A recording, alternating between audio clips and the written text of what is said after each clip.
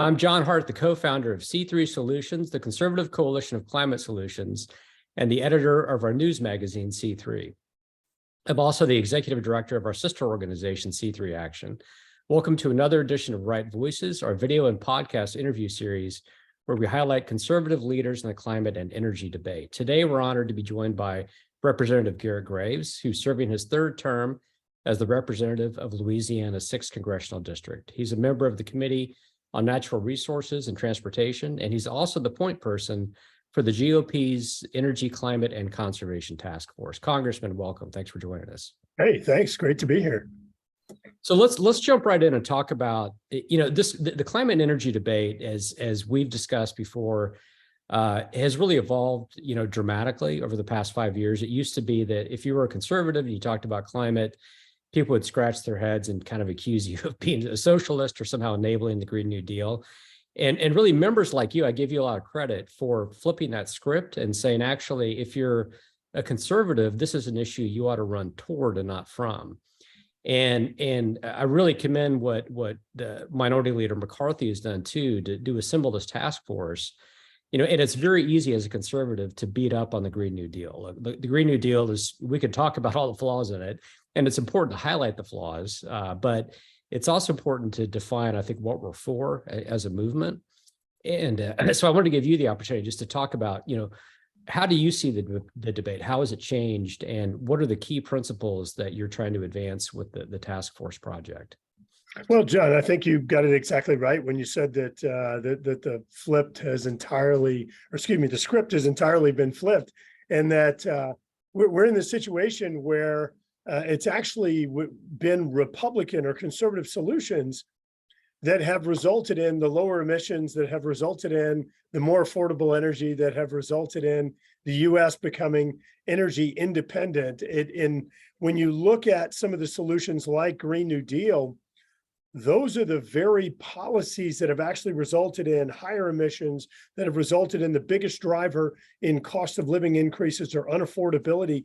In fact, right now, 1 in every 4 Americans are in this situation where they're having to choose among paying for food, paying for energy, or paying for groceries, or paying for medicine. I mean, just in this really, really awful situation right now. And again, the biggest driver here is the fact that energy is unaffordable because folks have moved in this direction of trying to force folks into energy technologies that either aren't ready or there hasn't been an appropriate plan for them. So we've been able to actually develop and been able to communicate a US-based energy strategy that's based on our resources, not those of Russia, China, or other countries. One that results in a greater reduction in emissions while maintaining the affordability of energy. And so, you said it exactly right when you talked about the fact that years ago, this was an issue that conservatives would often run from,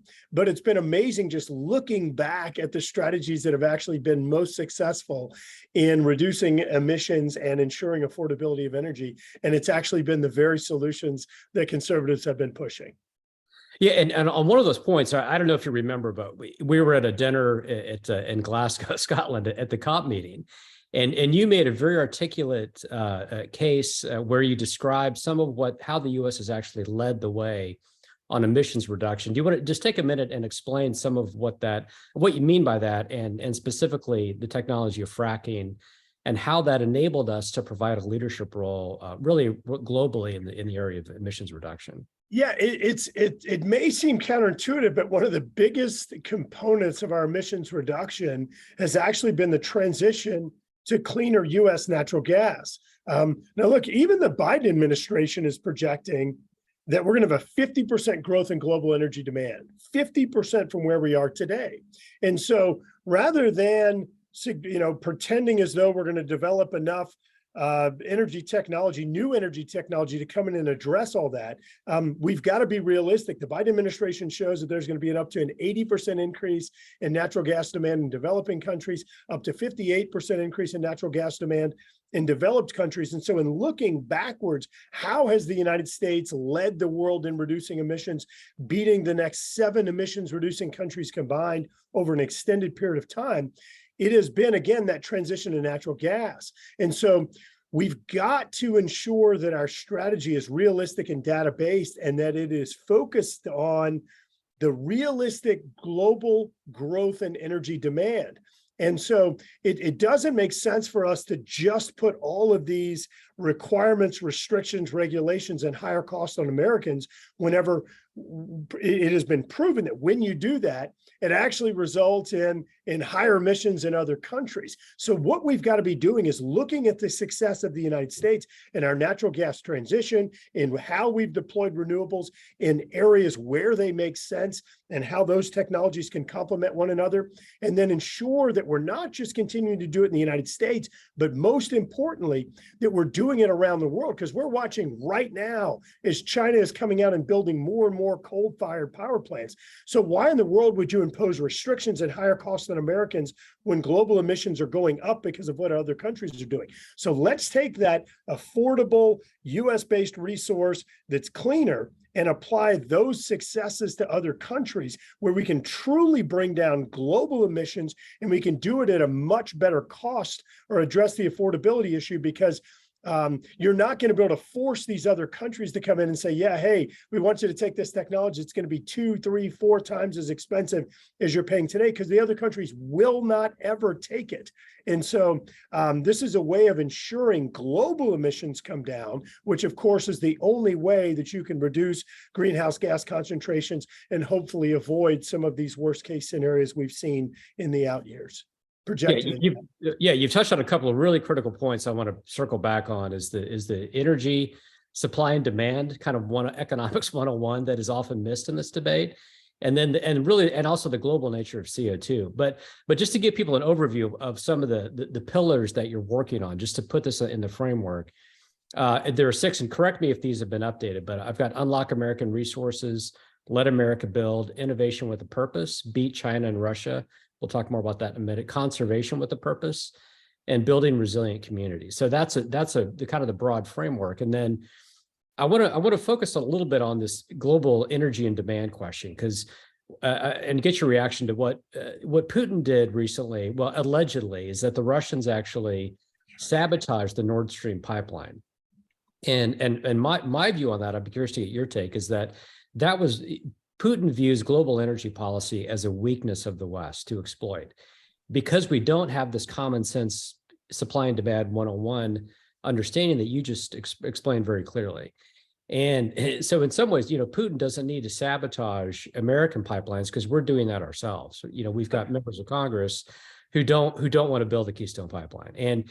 And conservatives we just can't understand, and not just conservatives, but regular Americans are not for that. They don't understand why we can't build infrastructure, why we can't build or access our own natural resources when we're doing it in a way that's a lot cleaner. Can you just respond to that and give me your take? Yeah, it doesn't make sense, John. We are no longer making decisions based on climate science, energy science, data. And so what's happened is this has become this overly emotional issue. And you're exactly right. Vladimir Putin has gone out there and allegedly, and we'll wait and see what the investigation yields, but allegedly blown up pipelines, which then is just spewing methane and other emissions out into the environment.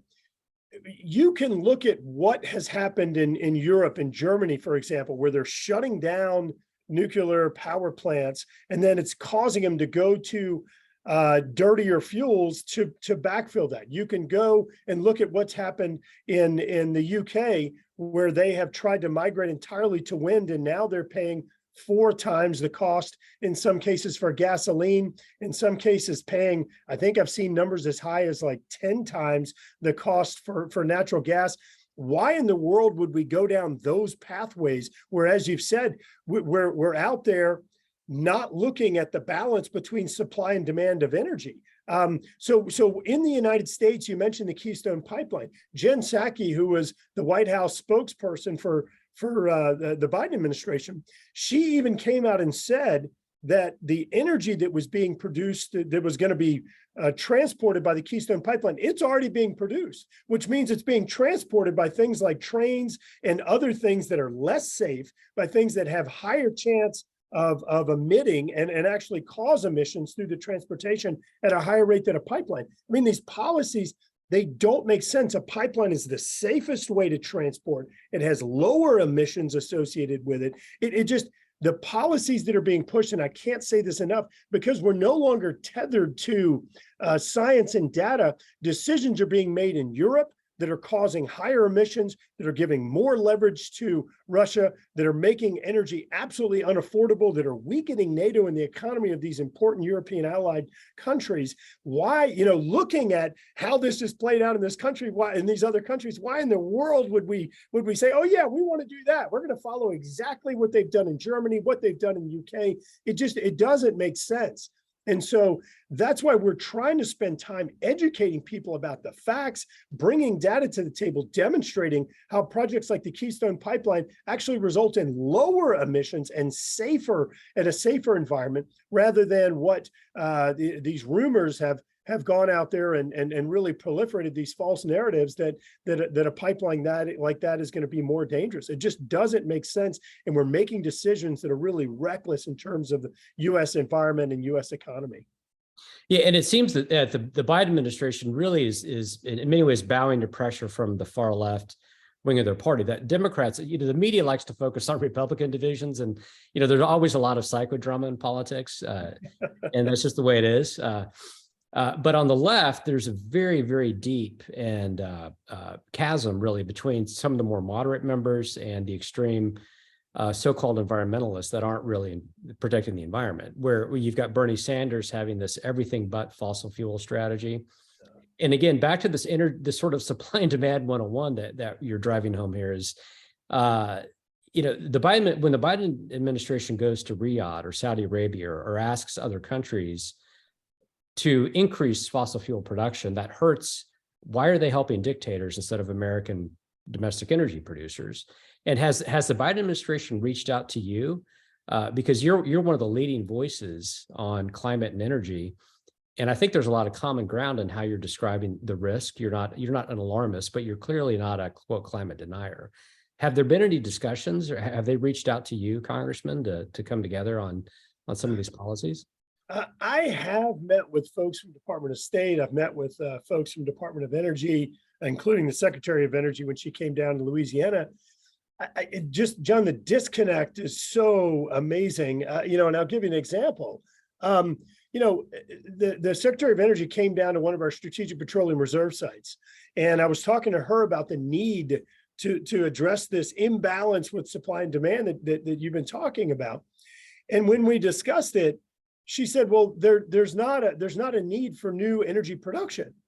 Like, Madam Secretary, we're standing at the Strategic Petroleum Reserve where y'all have released hundreds of millions of barrels of oil because there's insufficient supply. How can you sit here and say that there's not an imbalance? Those two things can't exist at the same time. And also explaining to her that if you look at emissions per unit of energy, some of the cleanest energy in the world is the energy we have in the United States. And look, our National Energy Technology Labs did a study a few years ago showing that, for example, if we could have had our European friends use US gas, liquefied natural gas delivered to Europe as compared to Russian gas, the Russian gas has a 41% higher emissions life cycle than US gas. So you could have done two things. You could have decreased the amount of funds or leverage that Vladimir Putin had by buying his natural gas, and you could have resulted in lower emissions. One projection that I saw indicated it was about a 218 million ton reduction in emissions if we had simply replaced the year's worth of natural gas using US gas versus Russia. 218 million tons of emissions reductions. So it could have been a win-win for our NATO allies. It could have been a win for the global environment. And so, I can't say this enough, John, the recklessness and the irresponsibility that's out there right now with folks just blindly, like Bernie Sanders, making these statements about how we're not going to use fossil fuels. Look, it's just unrealistic. It's not based on the data. And we've even been able to demonstrate how new technologies are allowing us to use things like natural gas. There's a power project in Texas called Net Power They're making generating electricity from natural gas. They're using this new combustion technology and also doing sequestration with it in Texas to where it has net zero emissions.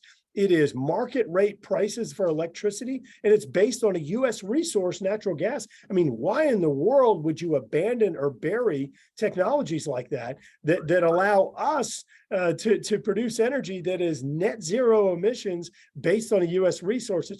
It's mind-boggling what's happened right now. And I've said it 3 times. I'm going to say it again.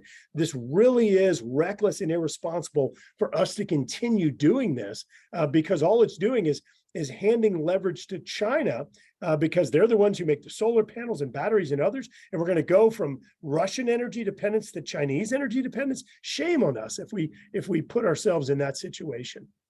Yeah, and I think what the left doesn't understand, or they just misconstrue, is that when you describe, and other members of Congress describe the need to expand domestic energy production, they view that as, oh, that's just more oil and gas rhetoric from the right. But the argument we're actually making is that when you have economic freedom, when you have an all of the above energy strategy that leads to energy abundance and independence and security, you create economic growth that enables the development and deployment of all these other cleaner technologies. That's just the way the world works and has for forever in terms of economics. And we actually did a report on this called Free Economies or Clean Economies, where we showed that countries that embrace economic freedom on average are twice as clean as countries that don't. It's amazing. And I'll add another statistic to that, John. The Obama administration had something called the Clean Power Plan, where they were trying to force energy companies to use certain technologies to reduce emissions by 30% by 2030. So they're going to reduce emissions 30% by 2030. During the Trump administration, they came in and took all the handcuffs off. They said, you don't have to meet the requirement, but most importantly, we're not going to restrict you on the technologies you use. Do you know that they actually exceeded the goal that President Obama set for 2030 in 2019? I mean, so just, you're exactly right. Your report reinforces what we've seen over and over and over again. That let innovators innovate. There's going to always be so much more innovative, so much more creative than government and achieving these multiple wins. And we've got to stop trying to force markets in directions that they don't want to go or can't go. Well, and one of the priorities of the task force and a lot of your colleagues is permitting reform. So, and last week there was a bill that was on the floor. The Senator Manchin negotiated kind of a permitting deal that a vote in exchange for his previous support of the so-called Inflation Reduction Act, which again is not, it's quite an Orwellian term for a bill that expands IRS agents and a lot of other things that have nothing to do with combating inflation. But permitting reform is an area of bipartisan agreement. And my take on this bill is it was more of kind of permitting in name only. It didn't really do what needed to be done.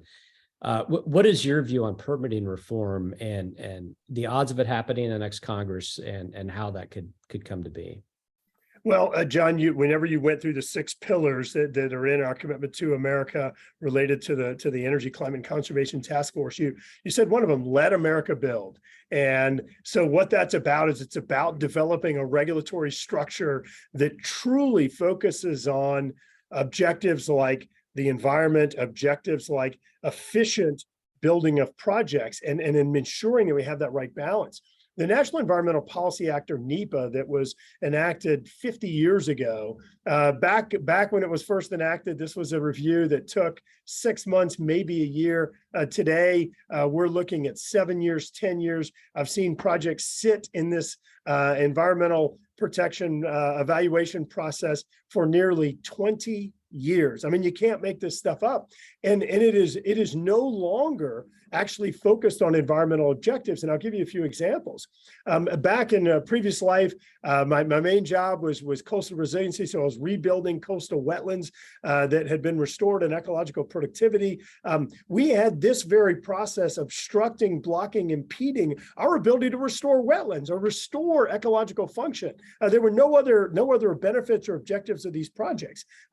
More recently, we've seen where the NEPA process has blocked or impeded things like transmission for renewable energy. It has blocked natural gas pipelines in areas that would actually result in lower emissions. Heck, up in the Northeast, we've seen how they've used some of the regulations to block gas pipelines, then forcing them to turn to things like home heating oil, which has much greater emissions, and in some cases, even preventing people from getting access to energy resources to heat their homes during some of the brutal winters that we've seen up there. And it also has blocked the deployment of renewable energy projects. And so, it's really just baffling to see how these laws have been weaponized over decades and decades, and they're no longer focused on the very objective. And so I do think that we're going to be able to get something done next Congress. And candidly, whether it doesn't matter where you are ideologically, you cannot build the transmission needed for renewable energy. You can't build the pipelines for emissions reduction, and you can't build renewable energy projects. So it doesn't matter where you are ideologically, this needs to be done. You mentioned Senator Manchin's bill, and a little irony there, and then he came in and he said, hey, we've reformed this process and it's going to be great. But then he had a second tier where you took 25 priority projects around the country and then created an entirely new environmental process or regulatory process for them. And it made me kind of scratch my head. Well, if you fixed it, why do you need a streamlined process for anyone? And then when he took his project in West Virginia, the Mountain Valley Pipeline, he just exempted it altogether. And so, I think one of the questions we need to be asking ourselves is, look, if it's not a good enough reform for Senator Manchin, like in the Mountain Valley Pipeline, is it enough of a reform for the rest of the country? So I think that you're going to see reform in this area. It's got to happen. And this process has really just become weaponized, and it's become fodder for litigation, blocking really important projects all across the United States. So if Republicans do take control of the House, I anticipate permitting reform is going to be a top tier. I think one of the analogies that I've heard that I think makes a lot of sense is it's like a kink in the hose where you can turn up, you can do as much as you want to do on all these other policy levers, but if you don't get that kink out, you're not going to be very effective. What are some other priorities that if you could wave the Garret Graves magic wand, what would you do besides maybe two or three besides permitting reform? Yeah, so I think we've got to change this discussion about reducing emissions only in the United States. And I think we've got to look globally. So the two biggest things I think we've got to do, instead of staying focused on whether we kill a certain energy technology, we've got to stay focused on emissions reduction strategies. Just like we talked about in the Clean Power Plan, letting innovators innovate, letting markets do what they do, you're going to see greater efficiency in terms of emissions reduction and cost, to where you have affordable energy that's also cleaner. So I think that's number one. Let's stay focused on emissions reduction strategies, not on energy technologies. We've got to be agnostic to that. And then secondly, looking globally at emissions reduction, because many of the strategies that are being pushed by the left right now may result in emissions reduction over the long term, but at an unaffordable cost, and it's going to result in global emissions actually going up. And I remind everybody that you can't affect just the climate in one country. It's got to be a global issue. So I think those are the two biggest things that we're working on under the 6 pillars that are kind of the objectives, but we're also kind of looking at reliability, affordability, cleanliness, exportability of energy technology, and ensuring we have a secure supply chain. So those are the things that we're focused on, but really we've just got to bring more science and more facts and data to the table, because this has become such an emotional issue. It's resulting in policies that are just reckless and driving American families into poverty, whenever there are better solutions that would result in American jobs, American economic activity, affordability of energy for Americans, and lower emissions. Yeah, and I think just to highlight one of your science 101 points you're making, just to spell it out for people who aren't familiar with this debate, is when a lot of folks on the left talk about reducing America leading the way on reducing emissions, but if they ignore the fact that CO2 doesn't respect national borders, it's in the air, it just flows back. It's a common sense point that is missed so frequently. And so you're right that if we don't highlight the global nature, if China is emitting, we could stop the American economy tomorrow, and it's not gonna quote solve climate change. And so we've got to have an intellectually honest conversation. And I think we've got the policies to really win the argument long term. So, all right, so we'll run through some facts here real quick, just to put a little exclamation point on it. Under the previous administration, emissions went down an average of 2.5% a year, and the first year of the Biden administration, they actually went up 6.3%. So let me say that again: emissions went down an average of 2.5% a year under the Trump administration. They've gone up 6.3% last year. They're going to go up again this year. So first, let's be clear.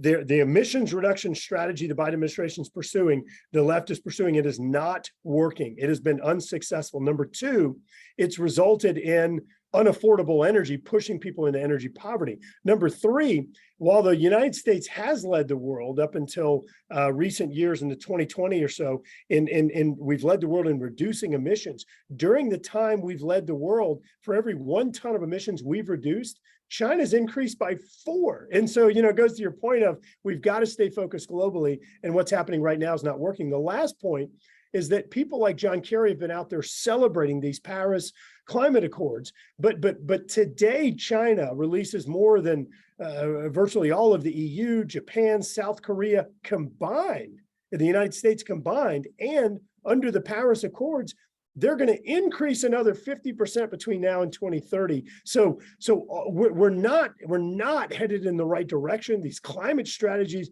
that are out there being touted by the left are actually resulting in greater emissions, and they're making other economies more competitive.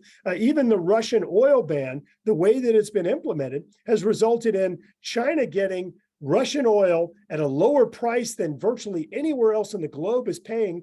Russian energy has higher emissions per unit of energy. So you've made China's economy more competitive, greater emissions, and you're giving more money to Vladimir Putin than he was making before the Ukraine invasion. Like, what positive outcome is this? It's just over and over and over again, strategies are being told, the American people are being told the strategies are helpful and working. When you look at the facts, the science, the data, it shows a very different story. Well said, Congressman. So we'd love to have you back on next year, hopefully, when you're in the majority, and we'll get a progress report on some of these issues. That would be great. Yeah. Thanks so much for your time. I appreciate it. And again, I'm John Hart with C3 Solutions. You can follow us at c3newsmag.com. And we've been with Congressman Garret Graves.